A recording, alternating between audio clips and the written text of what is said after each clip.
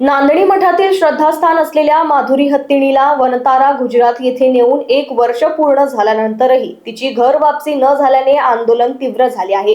नांदणीत आयोजित उपवास जनसंकल्प आंदोलनात स्वाभिमानी शेतकरी संघटनेचे नेते राजू शेट्टी यांनी 13 सप्टेंबर पर्यंत माधुरीची परतफेड न झाल्यास मुंबईतील मुख्यमंत्री निवासस्थान वर्षा येथे आंदोलन छेडण्याचा इशारा दिलाय। तसेच 14 ऑगस्ट रोजी राज्यभर गाव चावडीवर 1 दिवसीय धरणे आंदोलन करण्यात येणार असल्याची घोषणा त्यांनी केली। खरं तर आता न्यायालयाचं काम जवळपास संपलेलं आहे, कारण सर्वोच्च न्यायालयाच्या आदेशावरनं हाय पॉवर कमिटीच्या सुनावण्याही पूर्ण झालेल्या आहेत आणि नांदणी मठामध्ये माधुरीच्या वास्तव्यासाठी ज्या काही सुधारणा करून घ्यायच्या होत्या त्या वनतारांच्या तज्ज्ञांच्या मार्गदर्शनाखाली वनतारानंच करून घेतलेल्या आहेत आणि त्यामुळं तोही भाग संपलेला आहे।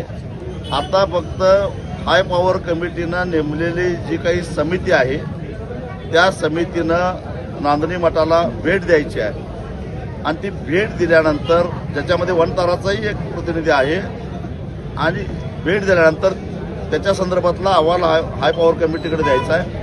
दरम्यानच्या काळामध्ये वनतारानं हाय पॉवर कमिटीला कळवलं आहे की माधुरीची तब्येत ठणठणीत आहे आणि ती आदेश आल्याबरोबर लगेच आम्ही नांदणीला पोच करायला तयार आहोत। त्यामुळे आता वनताराचा अडथळा नाही, व्यवस्था सगळी झालेली आहे। मग ही समिती येत का नाही,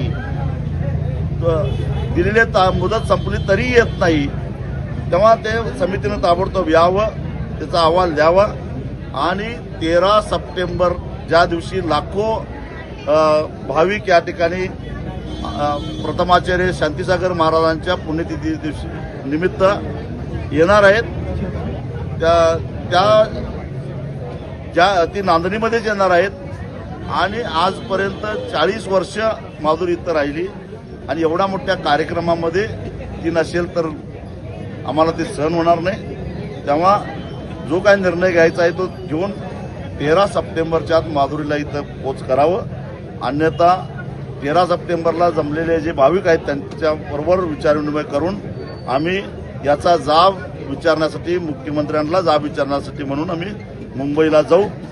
मुख्यमंत्र्यांना विचारल्यानंतर अजून कुठं कुठं जायचं ते त्याचवेळी आम्ही ठरवू, परंतु एकदा मुंबईला गेलो की आम्ही आटपणार नाही आणि फक्त महाराष्ट्रातले नव्हे देशभरातले सगळे माधुरी प्रेमी त्यावेळी आमच्याबरोबर असतील। आम्ही प्रत्येक गावामध्ये गाव चावडीवर 1 दिवसाचं धरणं आंदोलन करणार आहोत, म्हणजे एक पहिला टप्पा म्हणून जनजागृती म्हणून किंवा सरकारला जाग आणण्यासाठी म्हणून एक इशारा म्हणून 14 ऑगस्टला 1 दिवस आधी, स्वातंत्र्य दिनाच्या 1 दिवस आधी आम्ही धरणं आंदोलन करणार आहोत।